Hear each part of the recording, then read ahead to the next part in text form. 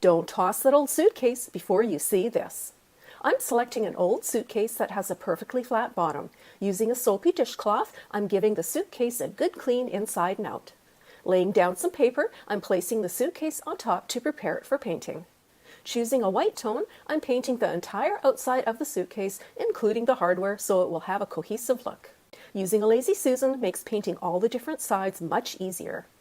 Since the suitcase requires 2 coats, I'm now choosing a slightly warmer white called Raw Silk by Fusion Mineral Paint for the second coat, so it chimes in better with my vintage vibe I'm going for.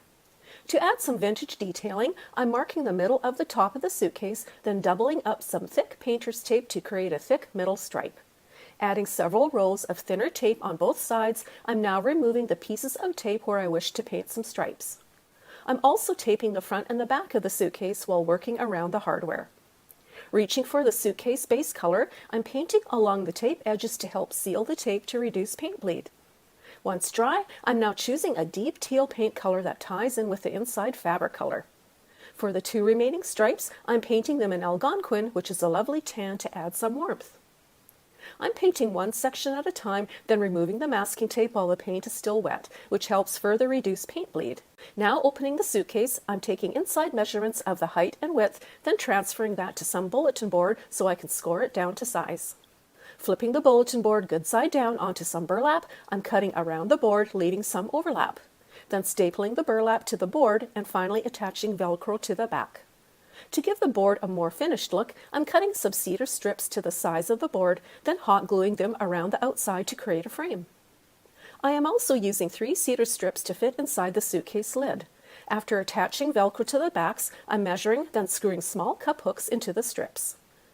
To create a shelf, one mid-sized board is being cut to fit inside the suitcase. I'm penciling the sides of the suitcase where the board placement is, then pre-drilling and screwing the boards to the suitcase sides. I'm attaching the suitcase to the wall with 1 screw, adjusting the level, then adding more screws to further secure it. The bulletin board is being stuck to the inside above the shelf. To install the hooks, I'm using a level along the top of the boards, then attaching them to the sides with Velcro. Then reaching for some keys and office supplies, I'm loading up the suitcase to create a cute and compact writing station. With the lid closed, my cute suitcase cabinet looks neat and tidy, as if it's a piece of vintage wall art that matches the tones of the dresser perfectly. Then once open, I have all the necessities a writing station needs. For the base of the table, you'll need a laundry basket, rope, a hot glue gun, and glue sticks. Start at one end and wrap the rope around the basket, gluing as you go. Continue until you have the entire basket covered with the rope. While I like the texture of the rope, its natural color doesn't exactly match my decor. To fix this, I'm brushing on a wood stain. This dark gray tint will also complement my tabletop design. For the tabletop, you'll need a piece of wood wider than the top of your basket. I'm using a 2-foot square piece of plywood that I chopped the corners off of to make an octagon, but you can also use an off-the-shelf wood circle or square. Using the measuring tape, find dead center of your tabletop. Mark with the pencil. Find a picture or design you want for your tabletop and print it out using a laser printer and standard paper. If your picture or design is larger than 1 printed page, tape them together on the back of the paper. Ensure that the tape does not sit over any part of the toner. Cut away any extra white paper that doesn't have toner on it.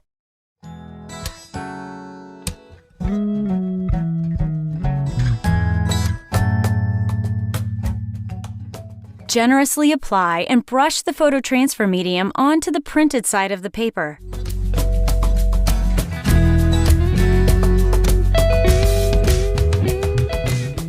Since my design is busy and I want to make sure I didn't miss any spots, I'm adding some transfer medium to the tabletop as well. Use soap and water to clean up any oops spots, like that one I blooped on the floor. Carefully place your design face down and smooth and rub out any air bubbles. Now comes the hard part. Wait. The photo transfer medium needs at least 12 hours to dry and cure, so set it aside and find another project to work on. After you've waited at least 12 hours, you can start removing the paper.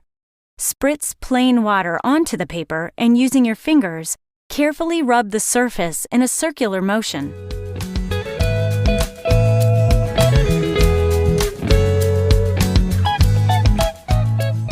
the paper will start to flake off and you can brush it away. Work carefully so you only remove the paper and not the toner.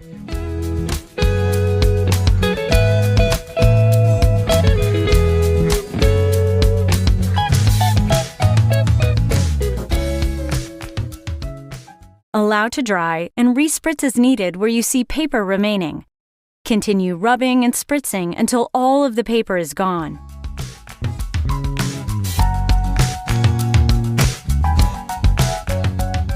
If you are transferring a black and white or grayscale picture and accidentally rub some of the toner off, you can fill it in with a colored pencil. Seal and protect your design with a spray clear coat. Finally, add a couple of handles. The side table is perfect for storing away throws, pillows, and other important items you want to keep nearby but out of sight. I had the solid wood bookcase, but it was missing a leg and had some dents and dings. I didn't want to throw it away, so I decided to make something else. I began by removing all the decorative molding and the feet. Then I removed the back and used it as a template to cut a piece of MDF to size. This would be the top of my finished piece.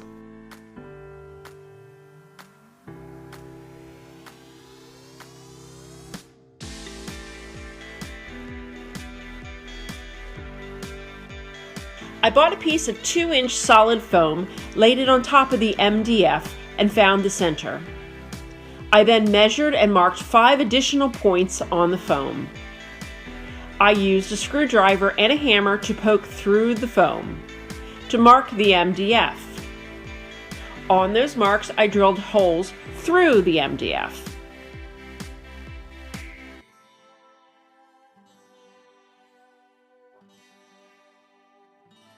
I increased the size of the foam holes using a utility knife.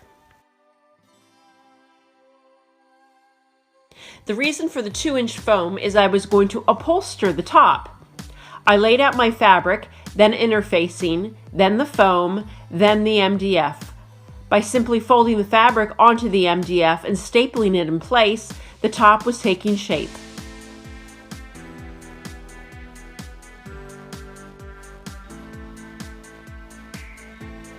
I carefully folded the corners and cut off excess material so it wouldn't be too bulky.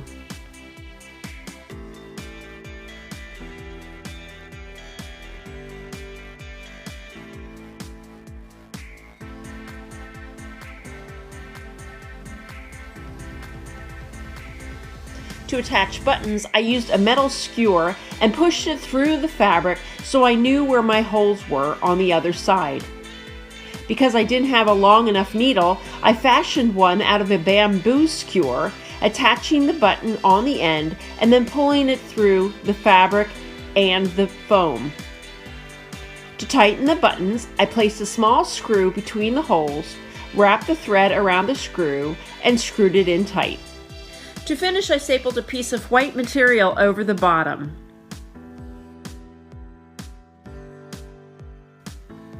I screwed in a piano hinge to the edge so the top could attach to the bottom. To give the bookcase an upholstered look, I covered it with batting and then fabric and stapled it on 4 sides of the bookcase.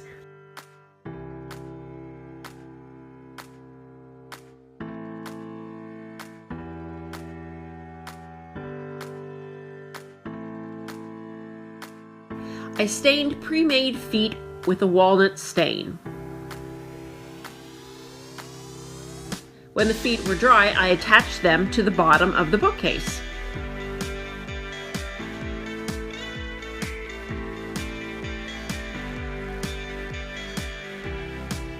So in case you haven't guessed, I turned my bookcase into an upholstered storage ottoman. It holds dog toys, blankets, anything I want. My dogs love it. I hope you do too, and I hope this inspires you to make a storage ottoman for yourself.